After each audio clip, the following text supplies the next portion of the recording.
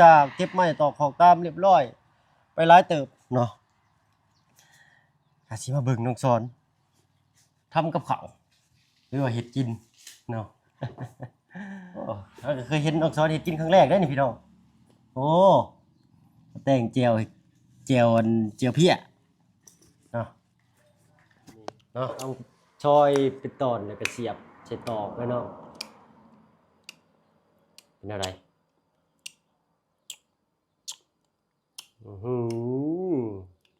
ชิมลายเถื่อนมันต้องแช่แล้วพี่หน่อยเนาะ เอาเบิ่งว่าใส่ลาบยังนะกินเลยบ่นะเอ้าป้าเอ้าสันลองก่อนบ่บ่ไหวแล้ว แล้วก็ตลกขออภัยเด้อ FC ทุกคนเลยเนาะเอ้าขอลองก่อนเอ้าผิดทางบ่ได้ตั้งว่าเฮ็ดตลกเอาได้พี่หน่อยเนาะลืมเบิ่งเนาะนี่เป็นพี่น้องๆเนาะเด้อทางซอยจุบ่ถึกเอ้าจุเด้อง่ายบ่จุนำได้เอ้าตามสบา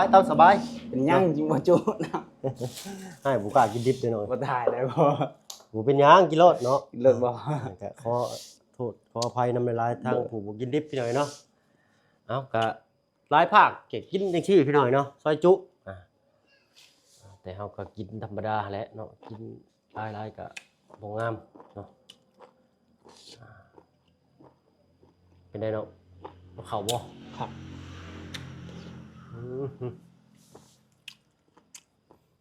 คือสิตาเสียบตะนัวแท้ว่าทางเฮาบ่กินนะรถโอ้ยสะอ้อนเพิ่นพี่หน่อยเนาะทางบ่เพิ่นก็กินน้ำลายน้ำเอือกนะทางบ่กล้ากินโอ้ซีนเพิ่นนี่สดคักอีหลีเด้ปั๊บ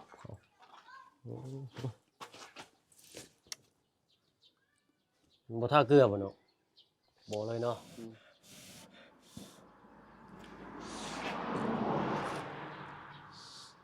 อันนี้มันนะเนี่ยไปกับจัก 3-4 คนเท่านี้แหละตัวไป2คนนี่ก็บ่ม่วนนี่แหละเนาะเลี้ยวซ้ายงวกขวาเพราะว่าเงียบจิลีโอ้ยบ่ไหวได้นี่ก็ได้เนาะเอ้าหน่อยเนาะตัดภาพมาหลังจากเก็บไม้เก็บตอกของตาแล้วก็มาเบิ่งน้องสอนเฮ็ดกินโอ้ติบข้าวมันเปิดไว้ ปิดก่อนเนาะใช่เนาะเยี่ยมนี่แหละพี่หน่อยเนาะใส่ค่านี้แล้วคือบ่เปิดแล้วน้องประตูเอ๊ะไปอีกแล้วบ่น่ะ หน่อยเนาะ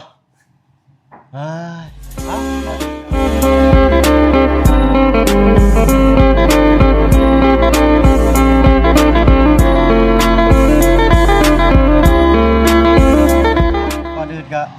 กราบทักทายสบายดีพ่อแม่พี่น้องหมู่เพื่อนกันเบิดสุขุสุคนเนาะบ่ว่าฝั่งไทยและก็ฝั่งลาวแล้วก็ทั้งฝั่งต่างประเทศก็ยินดีต้อนรับเข้าสู่ช่องบ่เพิ่งเคยลาอีกคือเก่าพี่น้อยเนาะมื้อนี้เนาะก็เป็นสำหรับ EP 2แล้วเนาะอยู่ทางบ้านน้องช้อนคือเก่าพี่น้อยเนาะหลังจากเก็บไม้ตอกขอกตามเรียบร้อยไปหลายเติบเนาะอาสิมาเบิ่งน้องช้อนทำกับข้าวหรือว่าเฮ็ดกินเนาะ ชิ้นนั่นนะว่านะก็ซอยตากแห้งเด้อน้องเด้ออ้ายกินบ่ได้หลายเด้ชิ้นนี่เด้อึ๊บอ้ายกินมาแล้วได้เนาะอยากเบิ่งน้องเฮ็ดกินซื่อๆนี่ฮะเนาะโอ้เคยเห็นน้องสอนเฮ็ดกินครั้งแรกได้นี่พี่น้องโอ้แต่งเจียวเพี้ยเนาะกินมาระเบิดน้องชายตามย่ำเมนูยังมื้อนี่เมนูนี้แหละซอยจ้ำจะใส่ยังแน่แหละนี่หลายแนวโอ้หอมข้าวคั่วเนาะทางเจอารมณ์ดีเพิ่นก็แต่งผักสำหรับกินกับเนาะมีพริกขัวแล้วก็ข้าวคั่วแล้วก็ผักกินกับนี่แหละข้าวคั่วแล้วหอมข้างเนาะพริกขัวได้นี่มีอยู่ไดเนาะใส่พริกนั่นนี่เนาะแม่นแล้วแต่เจ้าเฮ็ดจะได้ก็นั่นแหละสูตรเจ้ารสโดยข่าบ่นี่เนาะหิ่งนี่นะอ๋อข่านี่บ่แม่นขิงแน่นี่หิ่งหัวข่าใส่ตัวนี้แล้วคุณจะมีค่าเสมอเห็นป่ะตอนนู้นหัวม่วนได้พี่น้อยเนาะทางมาเพิ่นก็ได้ชื่อพริกมากินอยู่ที่น้องพริกนี่กันเนาะกินกันนั้นมันเอาไปตากแห้งไว้เด้อน้องเด้อโดยเนาะมันอยู่ในถุงนี่มันชื้นมันเน่าเด้โดยเอาไปใส่กระโตกแล้วก็บันแดดแล้วก็เอาออกไปเดใส่แดดไว้ เนาะมันก็แห้งไว้อยู่ดอกเวลาตำมันจะง่ายมันจึงกรอบป๊อดโอ้ตัดเอาก็ได้อันชิ้นนี่เอาซอยเป็นตอนแล้วก็เสียบใส่ตอกไว้เนาะเป็นอะไร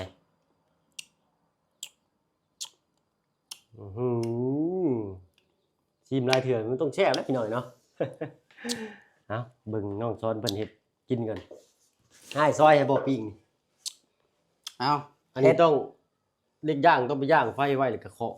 ออกอันนี้เอาไว้ให้เจ้าซอยอัน กินดิบ บ่กินได้ข่อยอันนี้นี่ล้างอีกเนาะอันนี้นี่ปิ้งช้า ล้างหมดแล้วหมดเฮาล้าง ล้างเลยบ่มีขาสิเนาะตับนี่ไว้ใช้ลาบยังน่ะกินเลยบ่น่ะเอ้าพาเอ้าซั่น ลองก่อนลองก่อน ลองก่อนบ่ บ่ไหวแล้วบ่ไหวแล้ว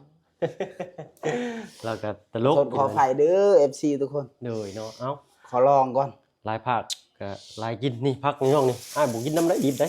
อ้ายยอมได้อ้ายเด้อ ชิมก่อนชิมก่อน อ้ายอยากเบิ่งเจ้าเฮ็ดซื่อๆอ้ายนั่นบ่กินดอกอ้ายน่ะอ้ายกินข้าวมาแล้วเนาะ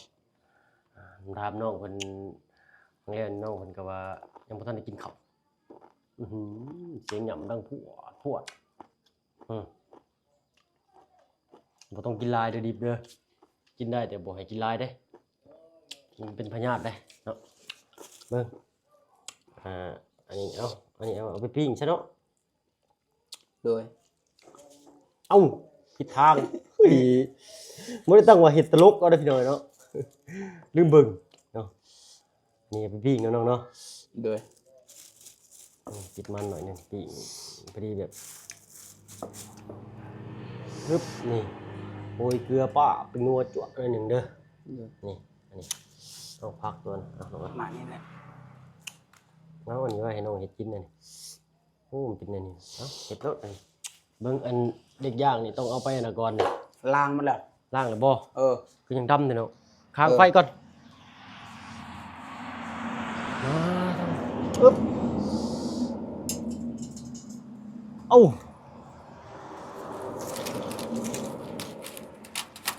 อึ๊บ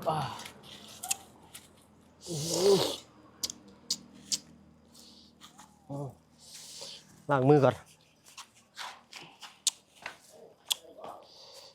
กำลังกันน้องช้อนกำลังเห็ดกินได้ปึ๊บล้างมือก่อนบ้านได้แล้วต้องทางนี้ซอยจุถึกเอาจุเด้อง่ายบุจุน้ำได้เอาตามสบายเป็นยังจิบ่จุนะ ให้บุกล้ากินดิบเด้อหน่อย บ่ถ่ายได้บ่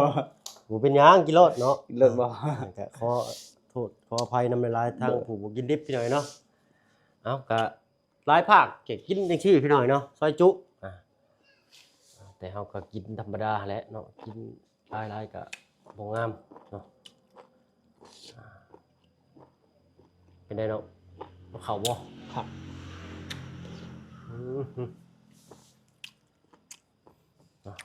เอาอันนี้มีแต่เอาเกลือโรยจั่วเกลือจะได้เนาะ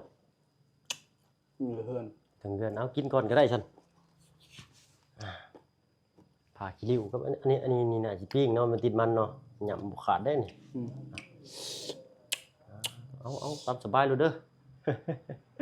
เนาะกินโลดได้ เรา น่ะซอยตับนะเว้ย ลองเบิ่ง หึ ลองเบิ่งแซ่บบ่ ข่อยบ่กล้าได้ข่อยได้กินดิบได้ตาเสียบพี่น้อยเนาะเป็นไรก็อยากน้องนี่ข่อยบ่เอาได้ข่อยเด็ดขาดโดข่อยเอาอันนี้เอาไว้จุก็ได้จ้ะอันนี้ปิ้งนี่เนาะย่างสู่ประตูกินเขามาอยู่ในห้องใหม่ของน้องซ้อนพี่น้อยเนาะ ยินดีน้องมันก็เอาเพิ่นว่าเอาฉาดมาปูแล้วก็เอาบอลกับผมมาให้ไปตุ่มผมย่ำนี่ก็ผู้ที่ชุกเลยน้องซ้อนนี่เนาะออกมาแต่ผมนี่ขาวจุ๊ดอะไรจ้ะ เนาะเอา กินแหละอย่า เอาเลยเจาะเลยโลดเนาะ AFC กินข้าวเด้อ อ่า กินลองเบิ่งเนี่ยแซ่บบ่ นี่มะเขือก็มีด้วยเนาะมะเขือบ้านเจ้าอื่นมากยังนี่ กึ่ง โอ้กึ่งนี่เราปลูกเองได้เนี่ยเนาะสังเกตลมดีเพิ่นปลูกเองเพิ่นเด็ดมาให้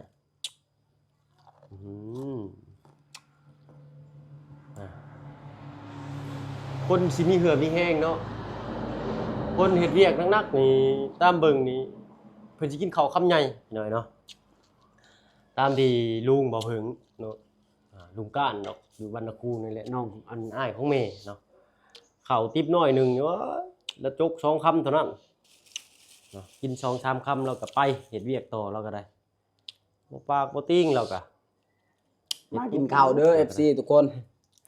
เอาเนาะเด้อปะลุงกินข้าววันซอยจุน้ำนงซอน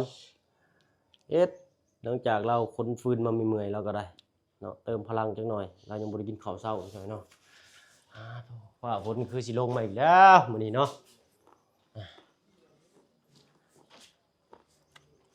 โอ้ยเนาะ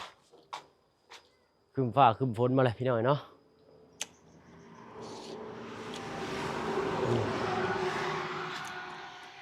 ให้เป็นระเบียบเรียบร้อยแล้วไม่ต่อขอกดาวก็ได้ยังเหลืออยู่หน่อยนึงเนาะเอากินก่อนกำลังย่างเล็กย่างไว้อยู่ไปเบิ่งก่อนมันใหม่ทิพย์นะประจักษ์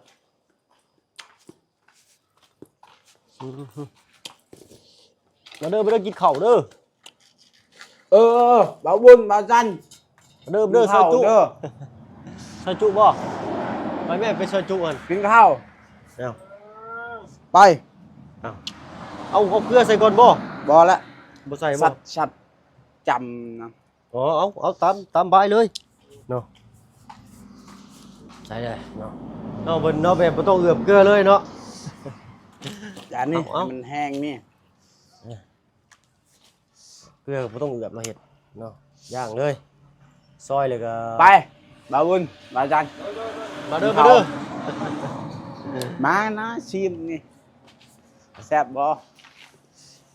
เอารอถ่าจังหน่อยพี่หน่อยเนาะเอาทางนำต่ออีกแล้ว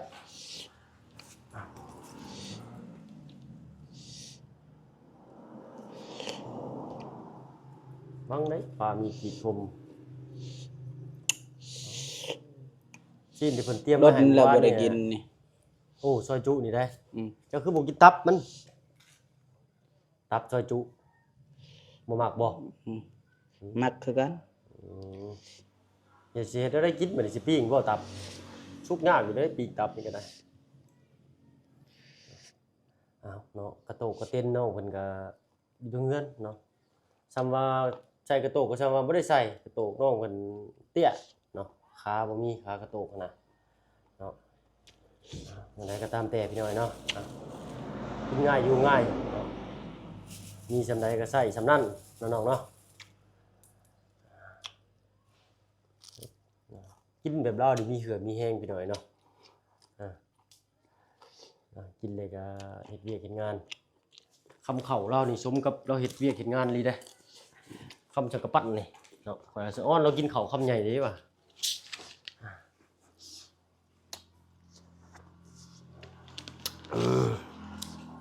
โอ้ยฮ้อนพี่น้อยสัญญาณอินเทอร์เน็ตก็บ่มีบาดมีบาดบ่มีเอาสดคักอยู่บ่เนื้อแล้วนี่สดคักอยู่เนาะเพราะว่าซีนที่เพิ่นเตรียมไว้ให้เมื่อวานนี้เนาะเพิ่นก็แช่ช่องฟีดไว้เพิ่นก็เอาไปขายเนาะเพราะว่าย่านมันบ่สดเพิ่นว่าเนาะก็เลยเอาตัวใหม่สั่งมือต่อมือให้นะเมื่อวานนี้น่ะเตรียมไว้ให้เจ้าแล้วน้องเอ้ยเนาะเจ้าว่าไปเบิ่งบั้งไฟเนาะเพิ่นเอาไปซากบั้งไฟเบิดเนาะเพิ่นเอาแต่ 10:00 นพี่น้อยเนาะทางบ้านเพิ่นน่ะเพราะว่าเป็นปีแรก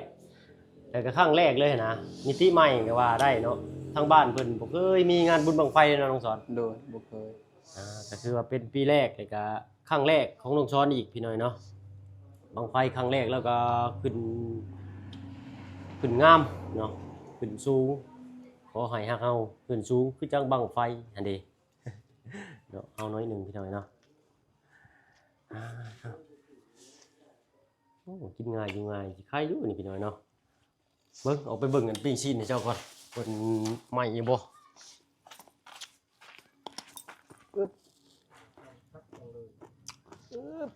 โอ้กำลังดีน้องชอนเลยเนาะอีกจังน้อยรอถ่าจุถ่ารถชอยจุถ่ารถ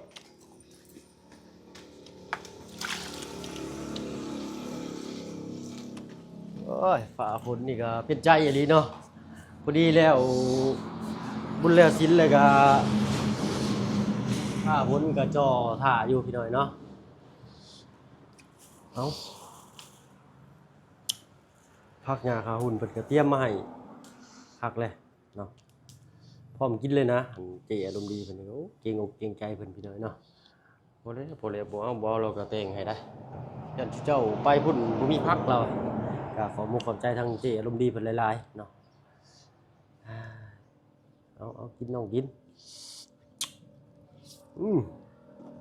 ขอโทษขออภัยพี่น้อยเนาะขอโทษขออภัยผู้บ่กินเนื้อเนาะแล้วก็บ่กินดิบเนาะอันนี้ก็เป็นความมักส่วนบุคคลก็แล้วกันพี่น้อยเนาะทางบ้านเฮานี่ส่วนมากนี่เพิ่นล่มงัวหรือว่าล่มหยังนี่พวกส่วนมากสิเป็นงัวเนาะเพิ่นสิไปแล้วเพิ่นก็สิซอยกินดิบเลยเด้อพี่น้อยเนาะหนัง เฮ็ดบ่นั้นกินบ่นั้นแหละ แต่ทาง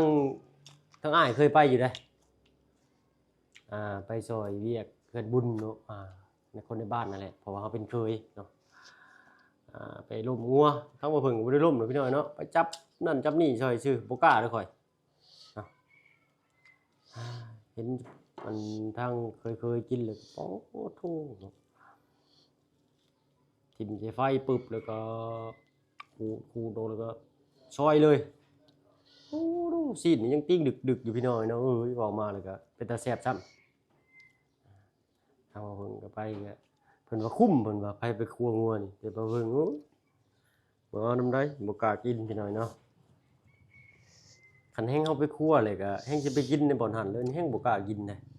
เป็ดไก่คือกันคันว่าครัวเองนี่โอ้ยกินบ่ได้2คำซ้ำพี่น้อยเนาะติดมือติดตีนอะไรบ่ฮู้เอามับห้อยทางทุกพ่อกินข้าวแล้วบ่เนาะกินแล้วเนาะเห็นบ่อยู่กินนี่เนาะเพิ่นมาแต่อาบน้ำโอ้ยอยู่ไสก็ฮ้อนลูกเอ้ยเราอะอยู่บ้านเดียวกันก็ฮ้อนคือกันนี่แหละเนาะโอ้ทางฝั่งไทยนี่ฝนคือสิดีบ่เว้าเนาะส่วนมากนี่ฝนดีเด้อยู่ฝั่งไทยนี่ตกเกือบทุกมื้อแหละยามหน้าฝนนี่ก็ตามตะกี้ดอกบ่เพิ่งอยู่แพลตินัมเนาะโอ้ยฮอดเวลานี่ก็เอาแล้วเวลาเลิกงานนี่5 โมง 6 โมงทุ่มหนึ่งนี่ฝนนี่เทลงมาจากว่าพี่น้อยเนาะเอากินนี่แหละเดี๋ยวฟังเบิ่งเรื่องกระเบื้องนี่นะเป็นหยังวะเรื่องสีน้องสอนว่ามักสีช็อกเนาะนี่แหละสีคือไม้อันเชื้อราแหละพี่น้อยเนาะข้างนอกเนาะทางในนี่เอาเป็นสีครีมเนาะน้องเนาะโดยทางในเป็นสีครีมโอ้ทุกอย่างเย็นเลยนี่เงินเรานี่เปิดประตูปุ๊บไปนี่ก็ค่อยทางมีต้นกล้วยบางจักหน่อยสวัสดีครับเบิ่งชิ้นนี่ก่อนใหม่เลยปะจัก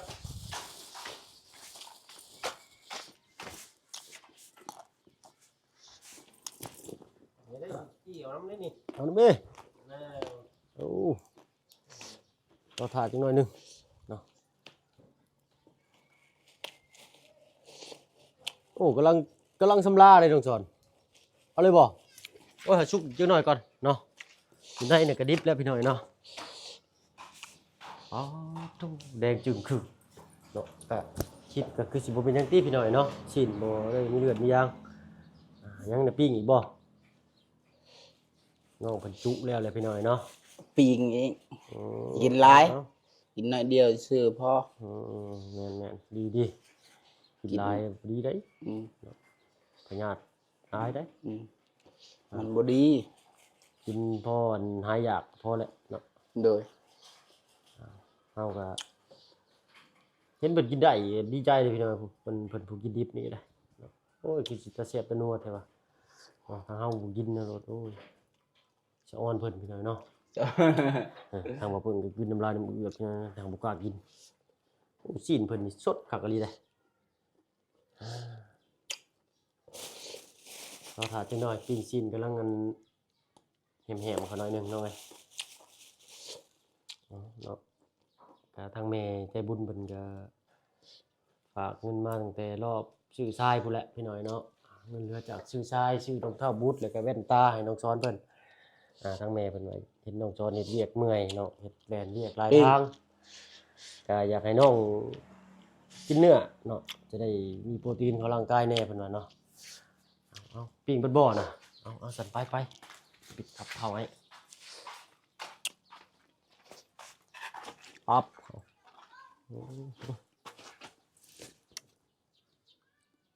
บ่ท่าเกลือบ่เนาะบ่เลยเนาะ จะจำนั่นนี่ จำแจวเนาะ อืม เอา ใส่เกลือแล้วคม เกลือมันคมมันใหม่มันคมบ่ เออ นี่กำลังขึ้นหน่อยเนาะ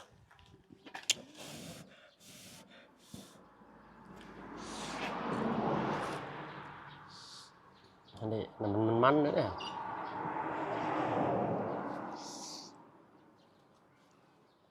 โอ้มืดฟ้ามืดฝนมาแล้วพี่น้อยเนาะเบิ่งกันสิโยดลงมาเวลาอะไรดีพี่น้อยเนาะเอาพอดีแหละจังได้เย็นๆเนาะฝนตกสื่อฝนตกฟ้าบ่ห้องบ่แตกนี่ก็ไข่อยู่นะฝนตกฟ้าแตกนี่ห่วย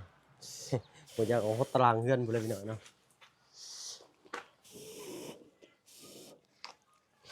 โอเค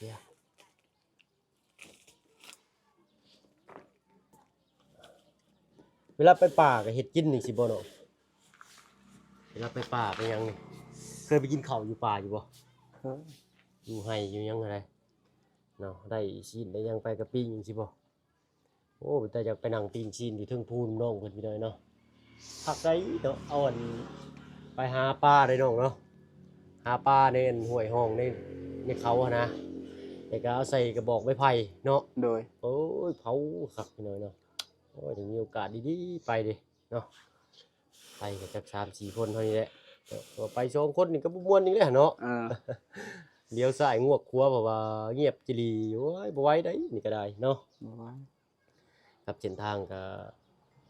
ทุรกันดารพี่น้อยเนาะขึ้นเขาลงเขาเนาะเอาก็คือสิได้เวลาสมมาพาควรเลยแหละพี่น้อยเนาะ โดย อ้าวน้องสอนซอยจุเนาะน้องสอนกินชิ้นชุกบ่เบิ่งกะยาพี่น้อยเนาะ คือสิบ่เล่าใจคือเรากินนั่นซอยจุน้องสอนเนาะ อืม เอ้าเนาะก็ขอบมุกขอบใจทางเมย์ใจดีเพิ่นนี่ล่ะเด้อเนาะที่ฝากเงินมาให้ทางน้องซ้อนได้ซื้อสิ้นไว้กินอิ่มท้องเนาะ โดย ทางเฮาก็สิขอตัวลำลาก่อนพี่น้อยเนาะพบกันคลิปหน้าคลิปนี้สบายดี สบายดี โดยเนาะฝากติดตามน้องซ้อนนำแน่เนาะ โดย ฝากหยังก็ ฝากกดไลค์กด Subscribe หน่อยเด้อก ดสะไพรส์ โดย โอเคเนาะ คอมเมนต์มาหน่อยเด้อ โดยเนาะเอ้าขอบมุกขอบใจปะลุงหลายที่เพิ่นคอมเมนต์มาพี่น้อยเนาะ โดย บอกให้ทางบ่เบิ่งว่าอันในพาน้องซ้อนเพิ่นเก็บฟืนไว้ดีๆแน่เพิ่นว่าเนาะ โดย ก็มันก็สะอาดเอาเองแหละเอ้าน้องซ้อนมาเอาไม้มาอ้ายสิพาปะลุงไปเบิ่งขอบมุกขอบใจทางน้องซ้อนหลาย โดย ๆเอากินข้าวกินน้ำอิ่มเนาะจังเพราะว่าฝนบ่ตกก็จังพากันเฮ็ดอีกพี่น้อยเนาะนี่แหละเนาะเป็นเรียบร้อยเนาะเอาสำหรับคลิปนี้ฝนก็ตกลงมาแล้วพี่น้อยเนาะพอดีแหละพี่น้อยเนาะเอาสำหรับคลิปนี้ขอตัวลาลงแล้วพี่น้อยเนาะเอาเป็นว่าสบายดีเนาะ ขอบใจที่เขามาหับมาชมเนาะก่อนอื่นก็ถ้าผิดพลาดประการใดก็ขอโทษขออภัยหลายๆว่าจาใดบ่สุภาพพี่น้อยเนาะสบายดีเจ้า